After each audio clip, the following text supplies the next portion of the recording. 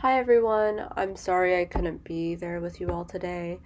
Unfortunately, I caught a cold over the weekend and I am still recovering from it.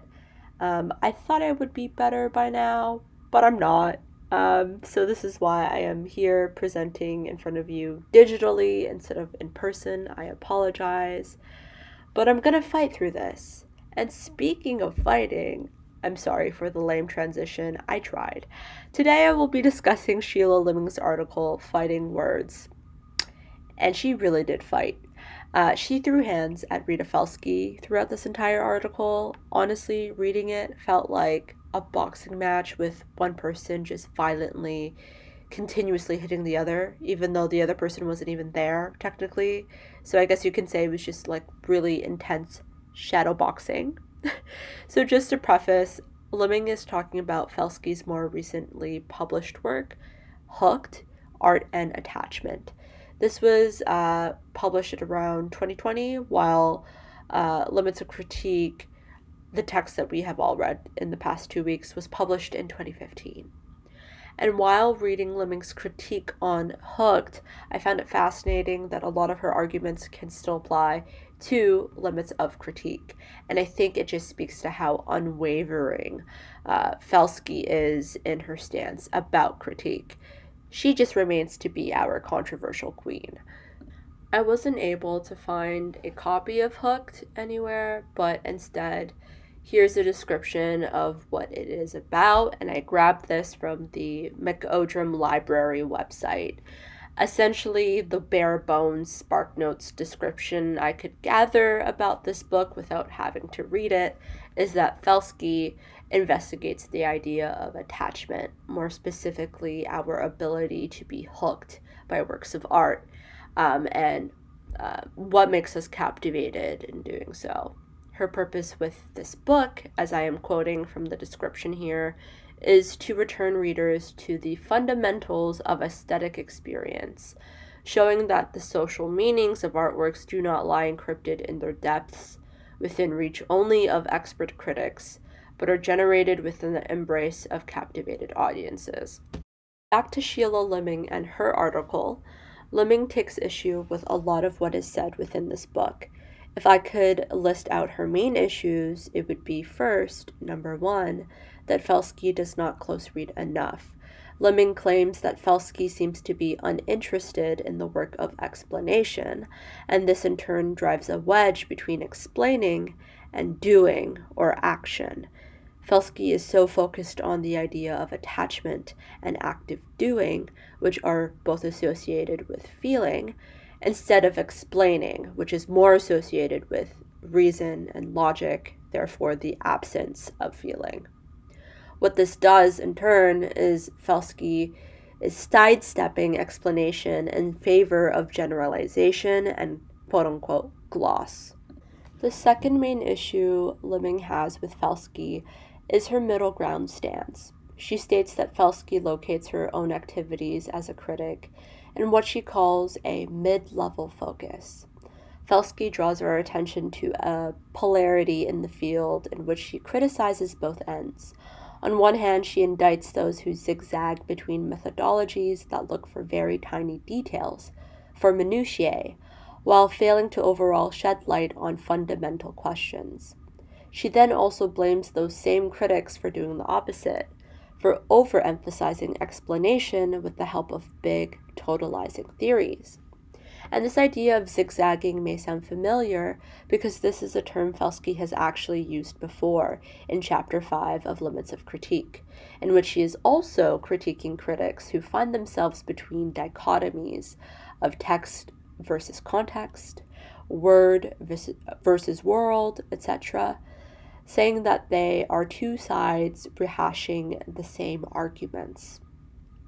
Liming then continues to say that because she claims this middle ground, she also then opposes many of the traditional tools of her trade, and I quote, including close reading on a micro level and theorizing on a macro level.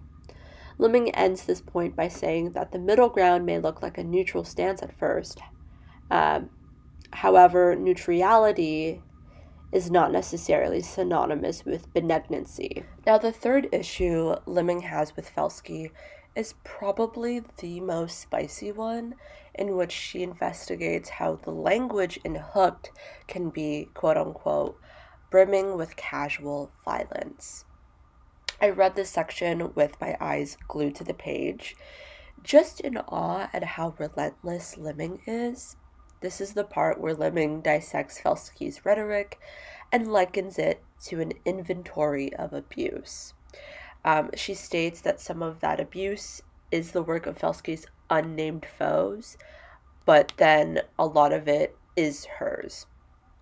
So Lemming really critiques Felsky's vocabulary and language when discussing rhetoric and critique.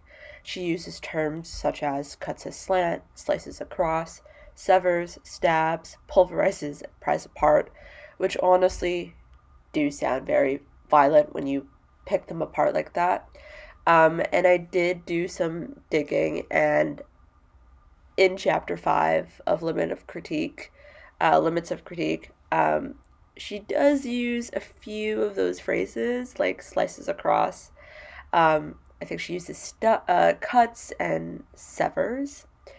So Lemming is not far from the truth in that observation at all. And the next part, I'm just going to have to quote word for word because it's a very strong one. So Lemming states that Felsky may be as interested in the idea of attachment as she is in the prospect of dismemberment. This perhaps is what she means by doing, which is doing damage, wreaking havoc. It's a project that makes a lot of sense if one refuses the work of making sense, explaining and accounting and engaging. So she is just ruthless here. And she finishes this section by saying that Felsky's refusal to close read in her book also refuses to turn and face her opponents squarely.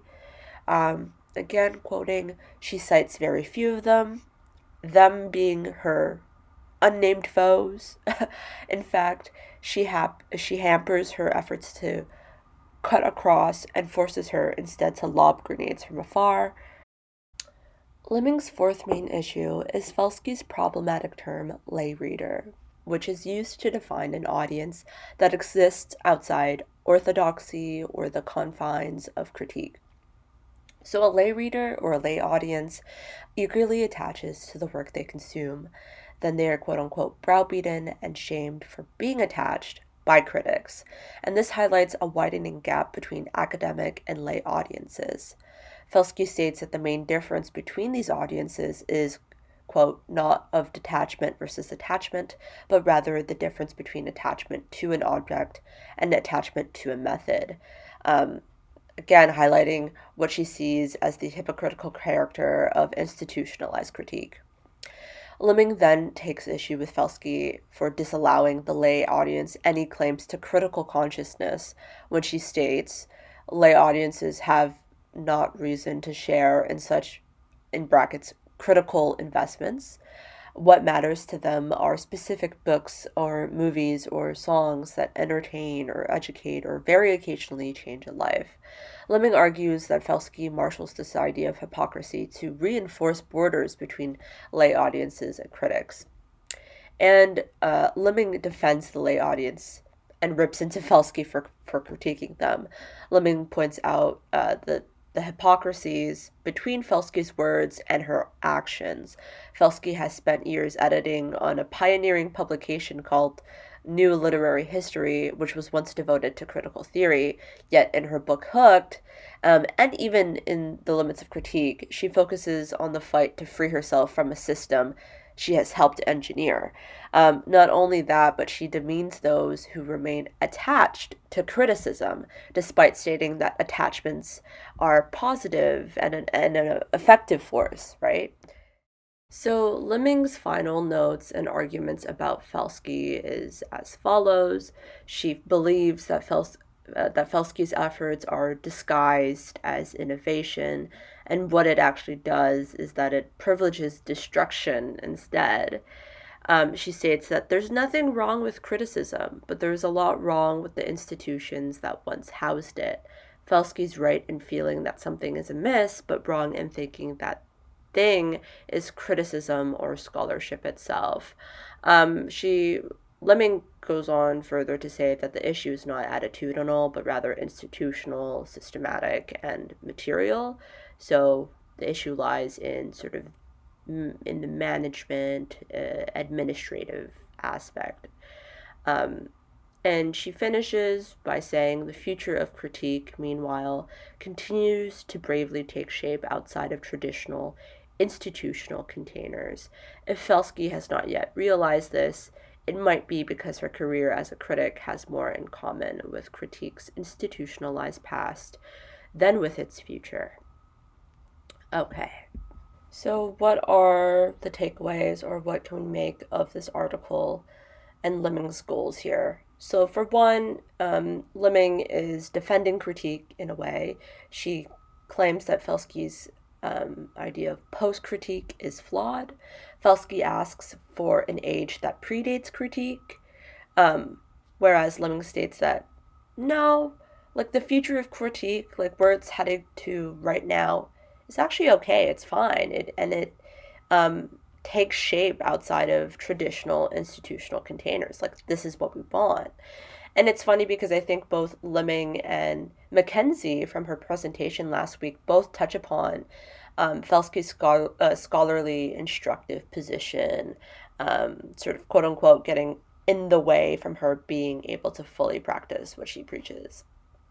And although Lemming was critiquing Felsky for this, it seems like she is advocating for some sort of middle ground for academic and non academic critics instead of constantly being opposed to one another.